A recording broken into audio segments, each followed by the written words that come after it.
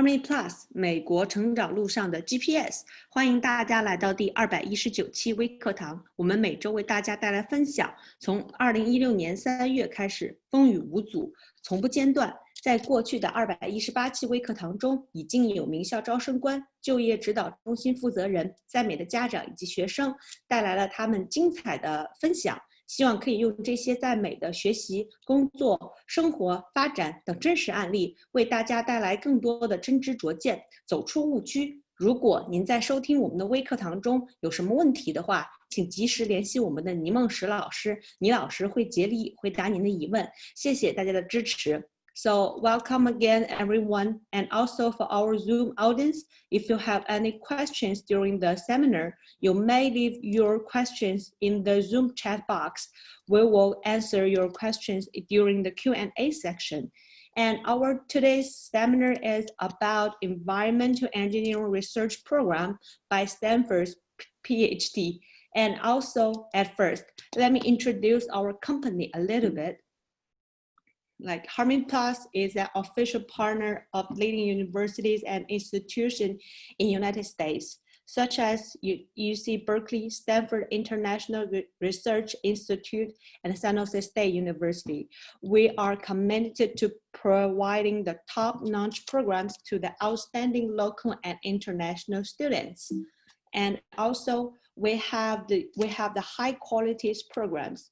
We have the academic programs. We have reading and writing, AP chemistry, AP English literature, and also SAT, ACT preparation, college IC pre-rating. And also we have the soft skill programs. We have the Future Entrepreneur Challenge, public speaking, and also we have the professor research programs like data strategy, strategic marketing, and like future CEO and Kaigo competition. If you have any interest of our programs, please contact our Ni Lao Shi as soon as possible. She will assist you as soon as possible. And also here is some like the screenshot and also our persuasive like programs you guys can see. And also we have our like college counseling. We call it future planning. We have the golden triangle services system. We already helps lots of students to get their dream schools offers beyond their expectation. And during this time, they not only can get the schools from dream offers, but also they can grow a lot. And then we have the unique hybrid learning platform. It's like online, offline, schools and students, theory and practice, education and services. We hope we can use our unique study like platform and our team to support you and your family. And we are going working as a team and to achieve your goal. And first, let me like introduce our guest speaker a little bit. This is Dr. Maha, and then she's Stanford's doctors in engineering and also co-founders of the Silicon Valley companies at MSND Capital, and also the technical advisor from local and international startups and investigators, and also investment banking experience. And also she has lots of experience in the teaching assistant in the Stanford University College of Engineering. Hi, Dr. Maha, would you please say hi to our audience? Hi, everyone. It's a pleasure to be here today. Yeah, and then, oops. And then do you have any like background you want to give us more ideas about our like audience? Because I saw your like pictures is something you're doing the diving, right? Yes, yeah, thank you for having me here today. I did a PhD in environmental fluid mechanics at Stanford University's Civil Environmental Engineering department. And with that, part of my research was understanding coastal ocean, the combination of the physics and the biology of the nearshore dynamics. So in the picture over there, I'm actually doing field work, so putting instruments underwater and gathering data so that I can use that for my analysis. Okay, thank you, Maha. And then let me introduce our agenda a little bit. So at first, we're going to say what is environment engineering, why that gone like really important for our like future, and also the relationship between the environment engineering and the traditional STEM majors like the physics, science, or biology, and also what kind of student does Stanford universities want. As I mentioned before, Maha have experienced lots of like experience in Stanford University as a teaching assistant to teach students. So she really works close to all students. So she can give us like general ideas, what kind of like unique characters from Stanford University. And also we're going to introduce our environmental engineering research programs a little bit. And yes, hi Maha. Hi. It's my pleasure to invite you to be here as a guest speaker. And first of all, for the Homey Plus team, gonna give all the audience from Zoom and from WeChat, from Himalaya, some general information about College of Engineering. At first, we're gonna talk something about ranking, because as we all know, STEM is popular and College of Engineering is the most popular like colleges from for all the students when they do their application. It doesn't matter for their undergraduate, graduate, or their PhD. And then as we can see, we list the top 10 universities about their undergraduate college programs of the College of Engineering. At first, you can see that's MIT, and second is Stanford University, which is Maha just got a degree there. And also we have the UC Berkeley, which one is pretty close to us. And also we have Caltech, and also we have Georgia Tech, and also we have the CMU, and also we have the UAUC, and also we have the U Michigan, and also Cornell University, and also the Purdue University. So if you want to know more things about all the College of Engineering or which college is best for your kids, please contact us as soon as possible. And then Maha, I would like to ask, like, how do you think like Stanford University College of Engineering? I really enjoyed my time there.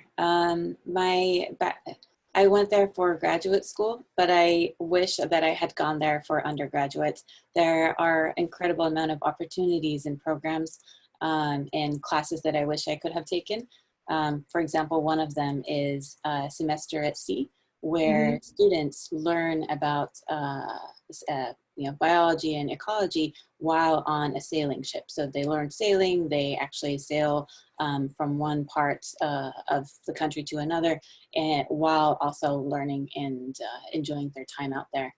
Yeah, so that's like, that is like for the curriculum that's really like complexive, and also you have more like one experience more there. And also after we talk about the rankings, and then as Maha mentioned, like undergraduates, so we will see what kind of like specific major will enter the College of Engineering. And for here, I will as example from MIT. And then from the MIT College of Engineering, as we all can see, we have the chemical engineering and servo engineering, and also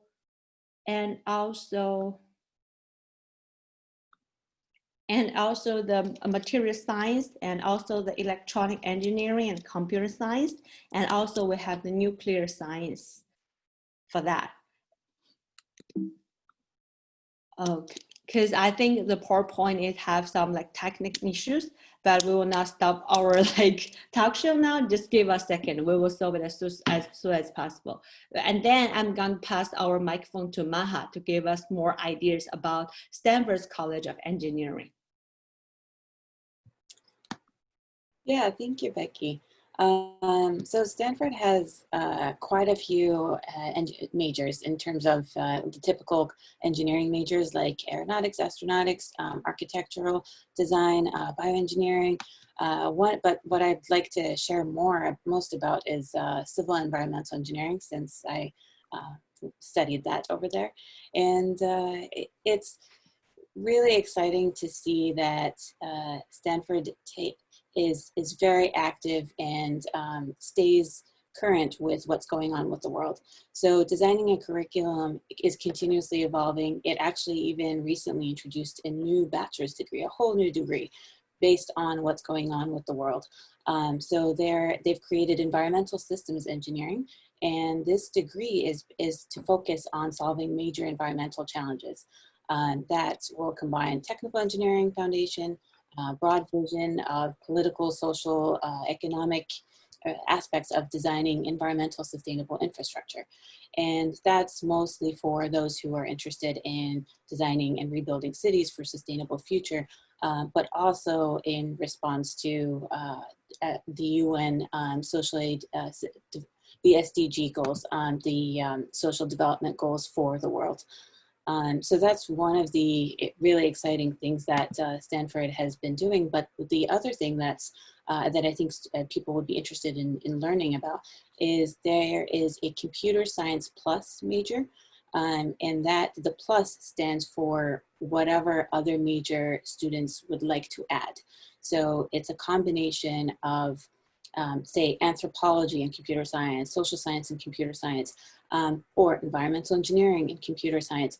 And the idea behind that is, now that our world is digital, we have a massive amount of data everywhere, and we have no shortage of different ways we can actually accumulate data. The idea is to harness that and leverage that to to understanding the different problems, framing them, and then coming up with creative solutions. And so students can use their computer science background with any actually engineering major, but with environmental engineering, then they're set for a world to tackle the current problems. So as many people are aware, the United Nations has set out goals. We are experiencing climate change effects every day, with stronger hurricanes, with even blackouts because of energy issues and shortages, with wildfires. So all of these are not distant in the future problems, but today, we're dealing with them today. And we're actually going to be dealing with a lot more if we don't change the way that we live. So aside from the different options for degrees that Stanford offers, it actually thinks it makes sure that students are very well set for the world. And that's for those that are planning on obtaining a professional engineering license. They have their programs accredited. And then for example, the program that was recently created, it's not accredited yet, the environmental systems engineering program. However, they make sure that the students are set by either combining the degree with another accredited program to make sure that they're covered, or the students have the option to co-term. Many students choose to obtain their master's and their bachelor's. So in 5 years, students can have an engineering bachelor's degree and an engineering master's degree from Stanford University, have basically 1 year of professional experience before they can obtain their professional engineering degree, and be well set on the world, whether with its the technical background or with its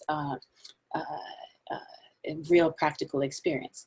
And if I may, Becky, I'd like to say that Stanford has really cool affiliate programs. So besides the labs that it has on campus in terms of the civil environmental engineering program, it offers affiliate programs with the real world. So the labs, for example, there's like the Center for Integrated Facility Engineering, where they try to work with it's a multidisciplinary center that focuses on developing information technology tools and methods to improve architecture, engineering, and construction. For example, the environmental engineering and science lab, and then there's the there it is. Yeah, I just want to make sure I actually highlight the Global Project Center, because that's also an interdisciplinary center that focuses on understanding financing, development, and government of critical infrastructure. So it's not just the old school engineering degree, take it and move on.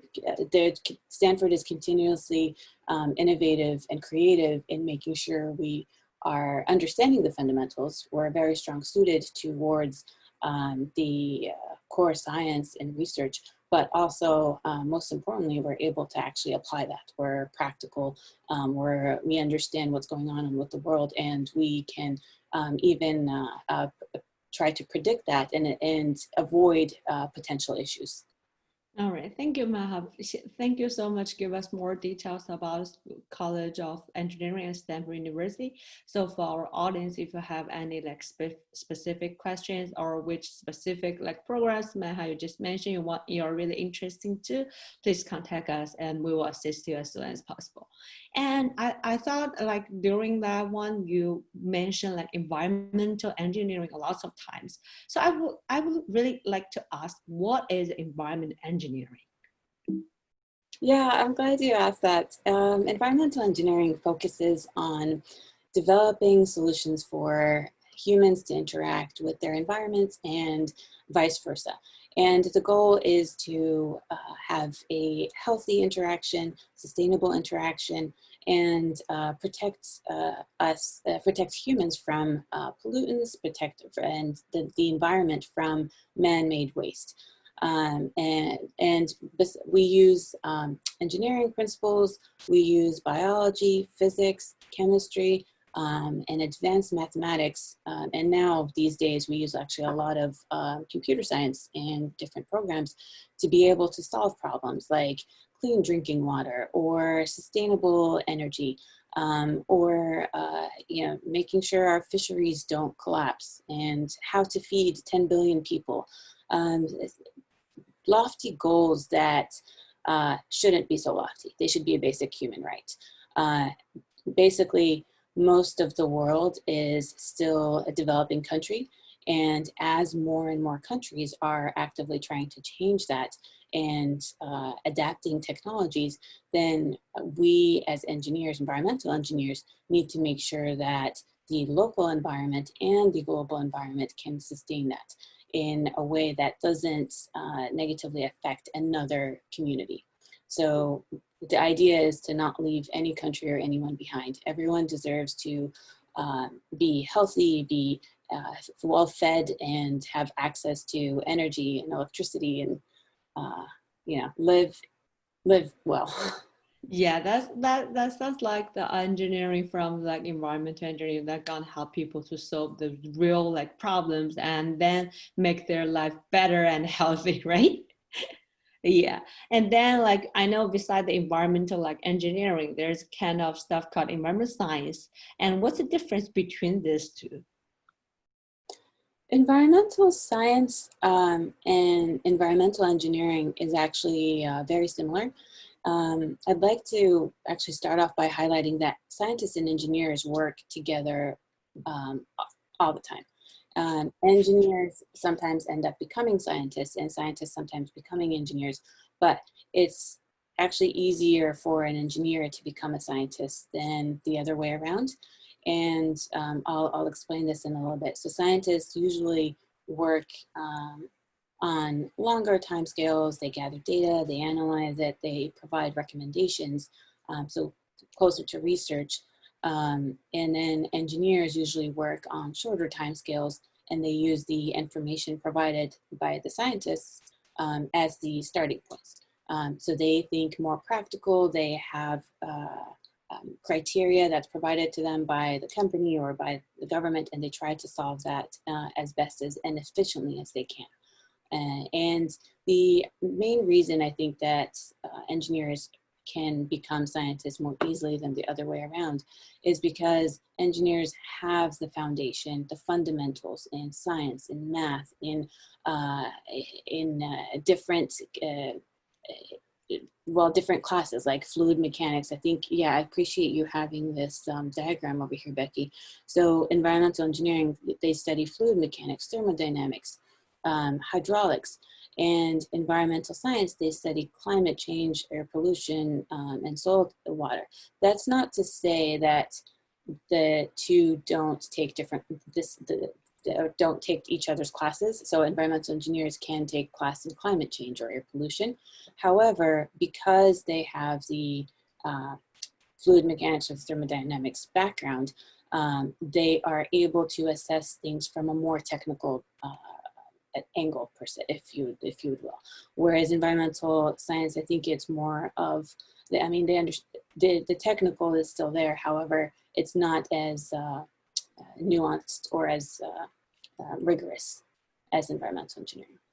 Yeah, thanks, Maha. I think as you mentioned before, like environmental engineering gonna help us to solve the real like problems. And why that's gonna be important for us? Most of the current environmental issues that we face today are because of hundreds of years of well, even shorter than that, of human consumption and interaction with the environment without fully understanding the consequences. So right now we're dealing with the consequences from even 10 years ago. And the reason that environmental engineering is so important is because while maybe 50 years ago we could say, oh, we'll worry about it later, right now we can't. We have to worry about it today. The wildfires are happening today. The hurricanes are happening today, much stronger, and much more frequently than before. So all of these issues that we were procrastinating on are here. They've come back to face us, and they're only going to get worse. So now that we're more aware of what's going on and how imminent the issues are, we need to address them. So United Nations has put out the SDG goals. A lot of nations have 2030 goals that they're trying to reach to address these issues for a sustainable world.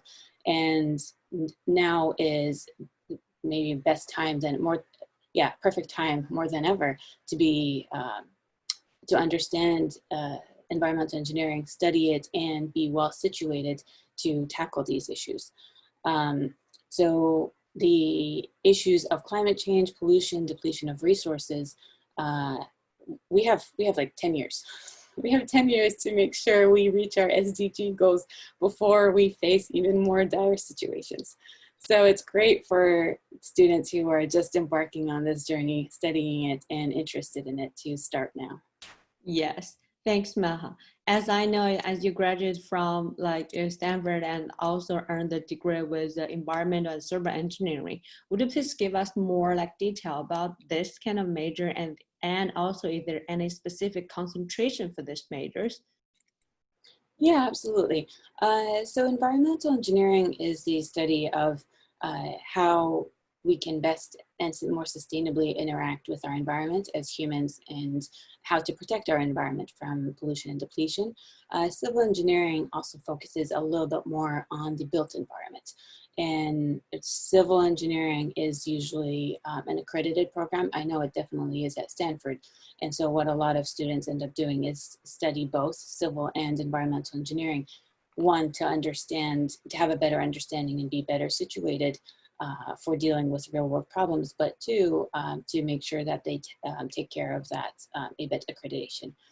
And as far as the specific concentrations, there are so many options out there. And Stanford offers a few starting points, but students are always so creative in coming up with something that fits their needs. So for example, with civil engineering, if students are interested in structures or construction or earthquake analysis or understanding, then there's an option there. So there's a structures and construction focus or submajor. And then there's the environmental and water studies where we look at pollutants, we look at the coastal environment, we look at understanding waves and all sorts of really cool things actually.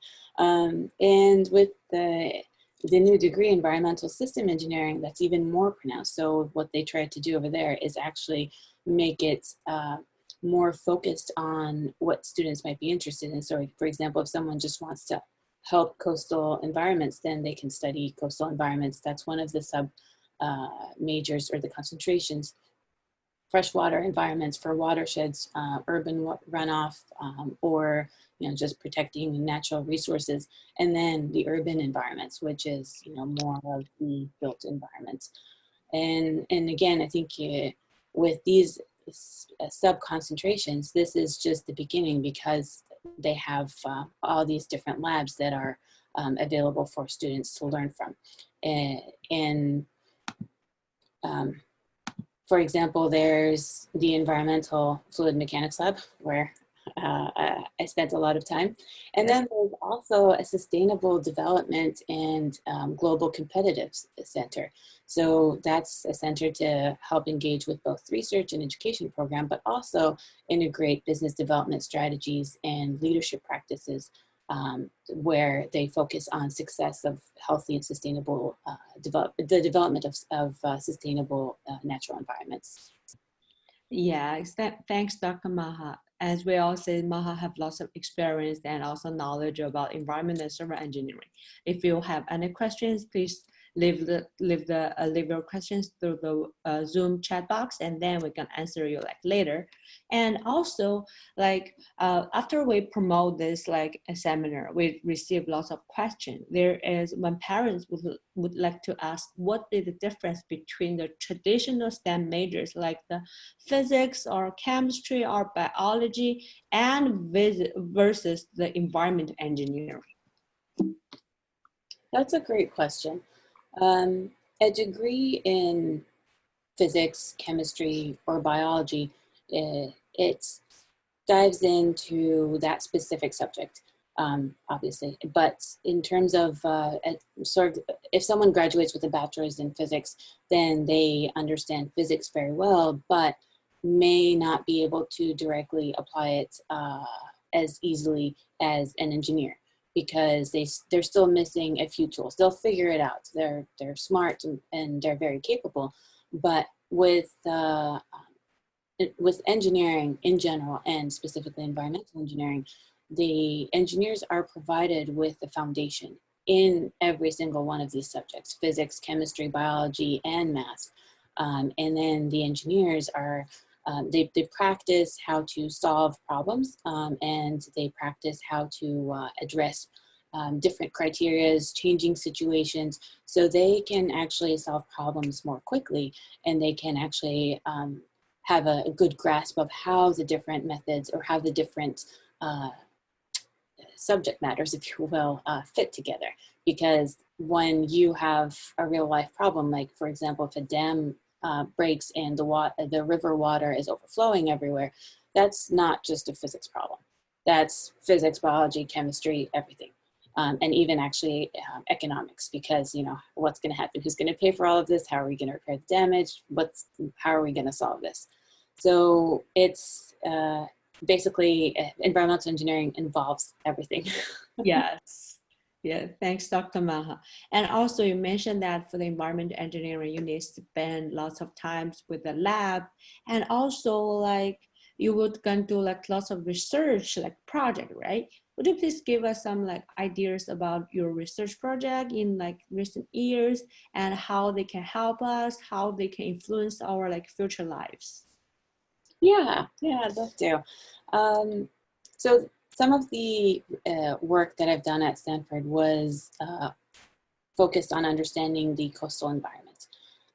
And with that, I focused on understanding the Southern California current. So I worked in Baja California because there are a lot of fishing co-ops, and their climate and their environment, or their local environment, was changing quite a bit. So while they used to be able to fish and make a lot of money and it was easy, now they are running into a lot more issues. So fish may not, they might have massive die-offs, which is caused by hypoxia, which is low dissolved oxygen phenomena. Or they might have a season where the water is completely different. It's a lot warmer, it's more tropical, it's very confusing. So their environment was changing quite a bit. And I ended up working with actually ecologists and game theorists to be able to understand how to best solve that situation down there. And during this capacity, I was working more as a scientist because I was gathering data, deploying instruments, and analyzing the data, and then providing recommendations. And my role was to understand how the water was moving. What is the physics of water movement over there? How is that affecting the fish? How is that affecting the kelp forests? And then what can the fishermen do about it? They wanted answers today. And one of the answers was, well, marine protected areas, which is more of a long-term than a short-term solution. Yeah, so it's like for every like research project, we need really put all the passions on that and also in the deep, and then we can get the real answer for that. And as I know, like for your background, you have your undergraduate, graduate, both are in the like engineering like degrees, like majors. And can you just share some experience when you do the undergraduate, graduate, what's gonna be like a difference, like the focus, yeah, for that? Undergraduate was surprisingly different than graduate school. And everyone says that, but nobody believes it until they experience it. It's undergraduate, people are trying to learn concepts, but it's closer to high school. You take a class, you sign up, you do the homework, you learn as much as you can and you apply it, but you take it, you sign up, you pass, you're done. And may or may not fully absorb or fully understand the concept in depth. Whereas in grad school, for my experience was that, yes, you do all of this, but you're not quite done. Two, you better understand the concept much better than you ever thought. And then three, you have to do it way faster than you thought. Okay, so it's like you need to continue like keep things studying and keep like exploring like your like interest, right? Yes, but you can't just get the homework done. You need to understand it so well and do it quickly, because it's like complex problems that force you to think and revisit concept that you learned a while ago and try to come up with a solution. But then it's not just one problem that you're dealing with for one class. You have a lot more work and you have to do it much faster.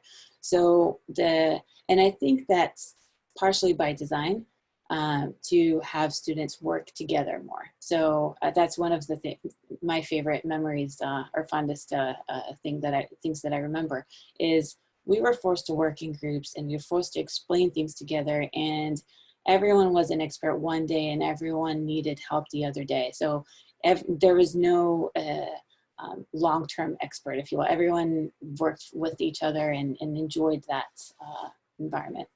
Yeah, so it's like we need to really start earlier to working as a group, and then each like our team members like all the times.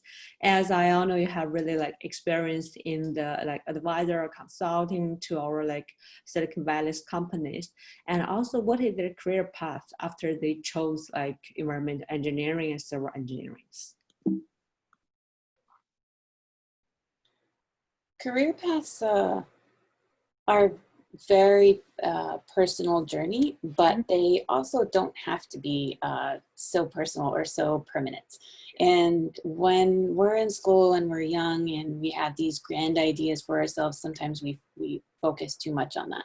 So it's good to kind of know what's out there. And a lot of the students actually end up doing a combination of these different career paths, or switch completely. And I'll explain right now. So for example, a lot of students become professional engineers.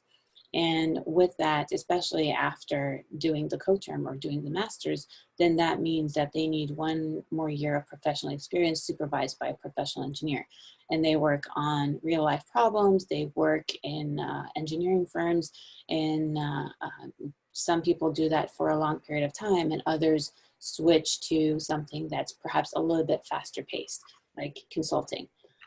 Consulting can be more technical, like engineering consulting, or can be more business oriented, like management consultant. And with the engineering consultant, usually they are requested to solve a particular issue that a company has, or local government, and they basically work in a few months time scale and provide a solution, help them start with fixing it, and then move on. They don't necessarily have to be there from end to end, as opposed to, for example, a professional engineer is more likely to do that. With management consultant, they work more with C-suite of companies or the executives, and they focus on providing business solutions for their company in terms of restructuring or refinancing or whatever they might need. But the technical background actually serves them very well, because not only would they understand whatever nuances the company might be dealing with, whether it's shipping, supply, transportation, whatever it may be, but they're also able to communicate that well and use their problem solving skills. Then there's technical advisory, and usually technical advisors work with lawyers and work with the financial sector, whether investment bankers or venture capitalists. And they try to provide these professionals with their best opinion in terms of, is this startup, is this patent worth filing? Is this startup doing something that is worth investing in? So that's kind of where their technical expertise comes in. And then the other majority of the students end up becoming scientists or researchers, and they can work pretty much anywhere. Nonprofit organizations, national labs, startups, develop instruments at different companies. And again, a lot of people just, move back and forth or do a combination. Yeah, because as we all know, someone said if I chose like environmental engineering, I will have like less choices when I'm finding jobs. But I think Dr. Maha already gave us really like deeper like understanding about our career path, like after graduate or undergraduate. And also the thing is, like I know you have lots of experience being as a teaching assistant or teach student in College of Engineering at Stanford University, and also from the teacher's points of view, what's the typical like characters for the Stanford student who get into the College of Engineering schools? I'm glad you asked that.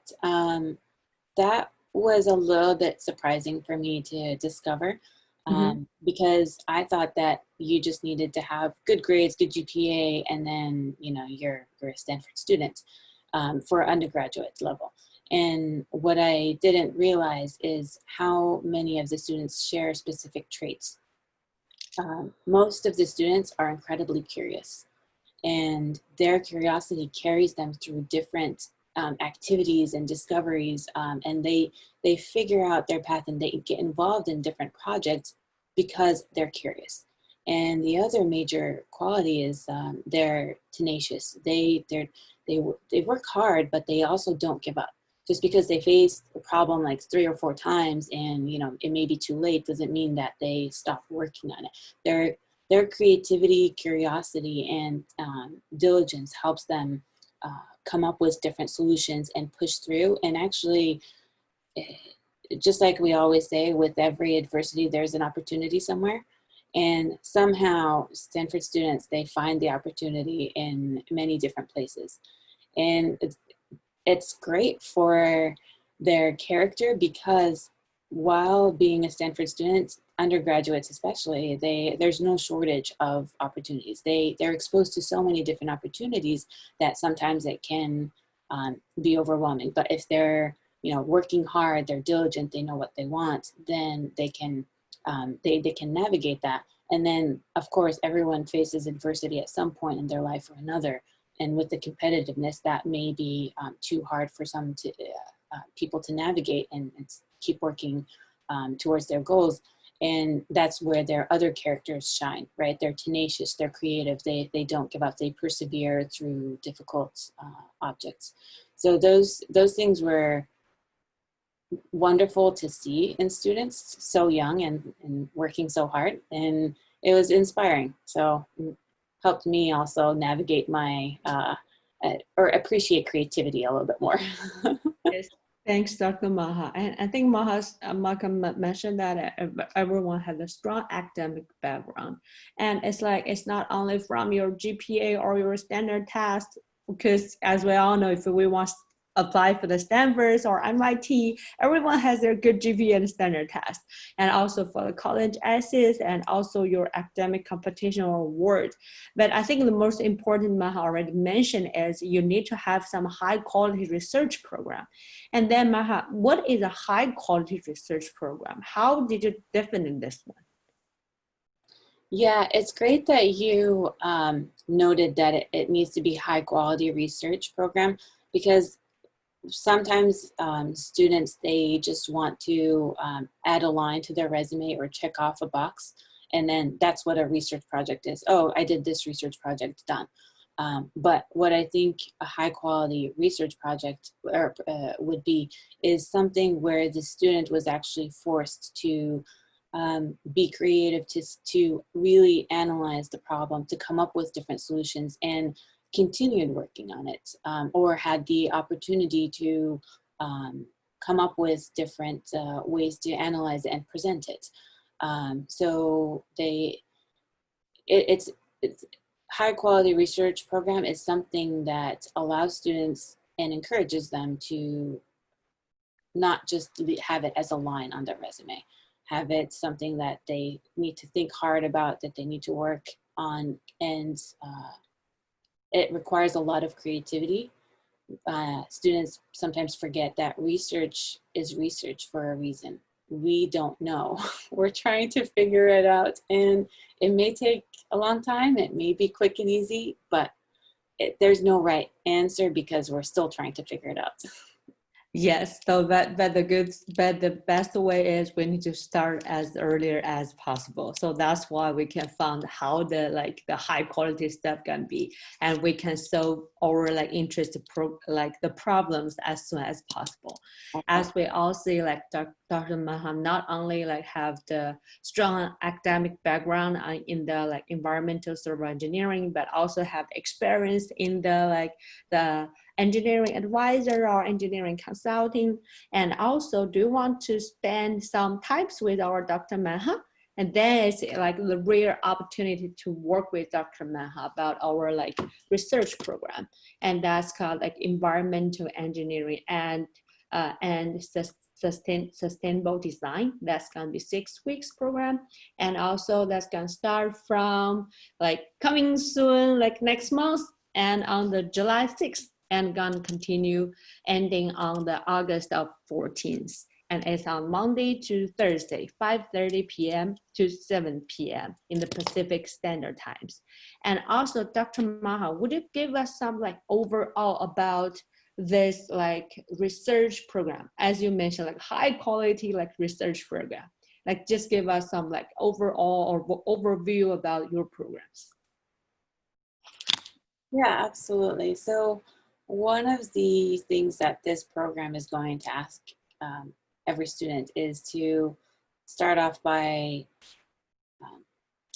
letting us know what they're curious about. They're going to have to come up with a problem, or a problem that they're interested in, that they're learning about, or that they have observed or learning about, that they're curious about. Because right off the bat, that challenges them to really think about what they want to do. As opposed to being assigned a problem or assigned a project. So from day one, it's going to be fast paced. There's going to be a lot of work, but students were going to be challenged at every step of the way. We're going to have an overview of the natural system of land and water. We'll talk about human impact on natural resources, discuss potential sustainability solutions, but these are building blocks and tools that the students should use as they're working on their research projects. And by no means the answer.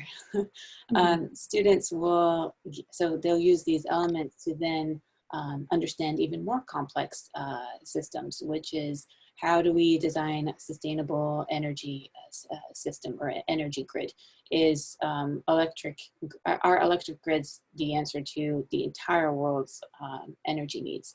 And the economy, what does the economy even have anything to do with this? And why why do we care actually as environmental engineers about the economy?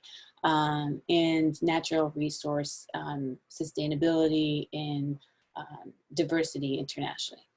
So all of these are very interconnected, and I'll provide reading material. We'll actually use MATLAB or software, depending on what's feasible for students to be able to analyze data sets. We'll find data sets online and work through analyzing them. But the idea is to help students understand how connected things are, how interdependent they are, and give them the tools to come up with the solutions. Kids are the future. And I think that, yeah, the adults so far have been trying, but we kind of screwed it up a little bit. So hopefully the kids can come up with the solutions because they're still so creative. Yes, I agree with you. As we all say, Dr. Maha really have passion to like in teaching and also take care with the students. As you just mentioned, they're gonna use like MATLAB to like analysis all the data set. That means during this like your like high quality research program, we're also going to study some like how to say like computer science skills and how to use like data and how to like analyze everything and how to do the prediction. So that's really like close to now because everyone this time is like information time and then everybody gonna have their own ideas. And also, is there any like specific topic we're gonna to like to research or we're going to explore during like these programs? So this program is it's best suited to understand and solve current environmental and sustainable issues. And if so, I can suggest a few issues that we're dealing with, but I would really encourage students to actually start off by creatively, maybe even writing a short paragraph and trying to really dig in what they're interested in learning. Mm-hmm. And for example, so there's, we still have to feed 10 billion people. We still have to provide electricity for 10 billion people. And yes, I know the world population is not at 10 billion, but it will be soon enough if we don't do something about what's going on. Population issued, we might use up our entire resources and deplete our natural resources, whether on land with agriculture or with fisheries. And you know, all of these are major issues. We have a lot more wildfires. We have a lot more and stronger hurricanes. What are we going to do with climate change refugees?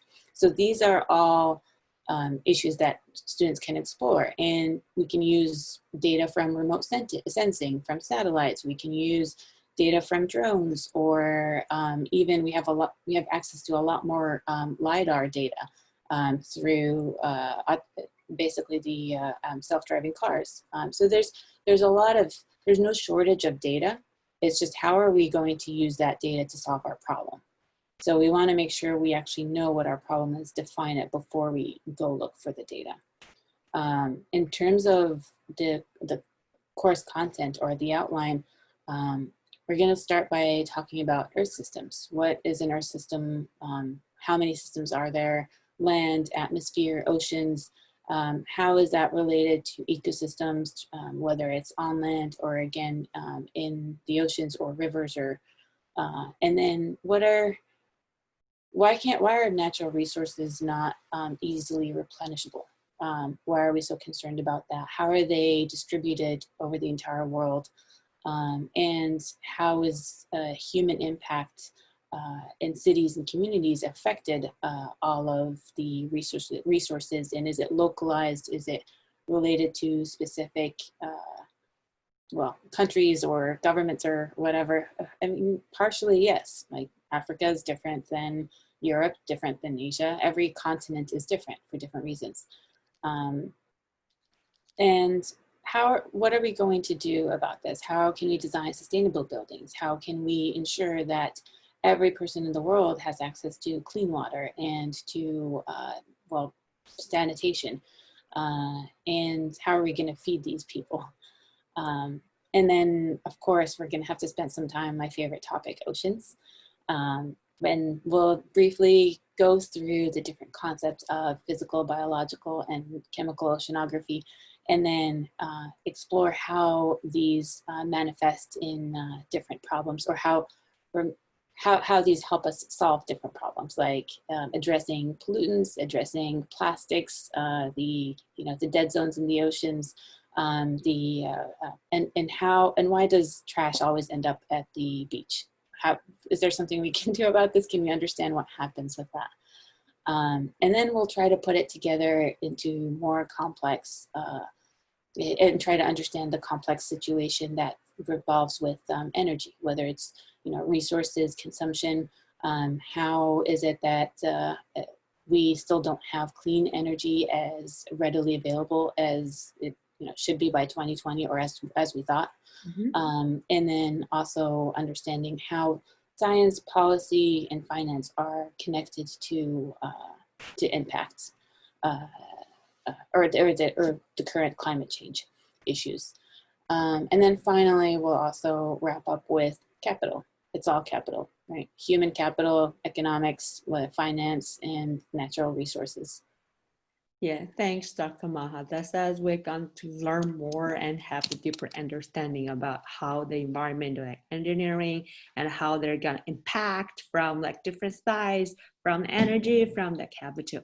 And also like after you join this program, you are going to have the deep research paper. That is really important, as Dr. Maha mentioned before, not only like better for not only like for your like college application, but also it's good for your like job seeking. And then that can give like all the admissions or the HR some ideas about your research ability. And also you have the opportunity to present your research conference. And also that's really great ideas to work as a team, as Dr. Maha mentioned before. That's if you start earlier, you can go learn more. And also practicing your public speaking skills and also your presentation skills. And also the most important is not only we're gonna know everything about the energy, about the ocean, about the water, about the capital, but also we're going to use the MATLAB from their research and analysis. So that's really important. So not only to have some like theories like understanding, but also we have the real practice. So Dr. Maha, do you have any like suggestion where we join with you with our like high quality research programs? Yeah, I think students will hopefully enjoy working this summer on research. Mm-hmm. It's not going to be easy. I want to make it clear. It's going to be quite a bit of work, because in addition to classes, in addition to assignments, students will have to be working on their research project from day one, in order to have a complete research paper by the end. 6 weeks is a very short timeline. But if they are able to keep up, if they're able to do that, then they can take that research paper and they can apply and present at a research conference. And I would be more than happy to help them every step of the way. And we can figure out which research conference is best suited for their research that they want to present. And we can even find local conferences, because I know that people don't want to travel as much as they used to. So we can do that as well. I think the important part is that they come up with a product that they feel proud about, and it's a starting point to continue doing research or start a company, because you figured out a product. Yeah, so that means you have lots of like experience and the stories prepared for your college like preparation or for your college application. That means we have several several parts for that. We can presenting like better students, right? And also like as you mentioned, that not easy, and that maybe gonna be a little bit harder. So that means that's a high quality research program. So we have deep understanding about the environmental engineering. And also after that, student gonna have their certification from these courses. And also the top student gonna have recommendation letters from our Dr. Maha, and also they have some like professional like ideas or some professional like advice for your like future or your careers, and also maybe you can have to help them works.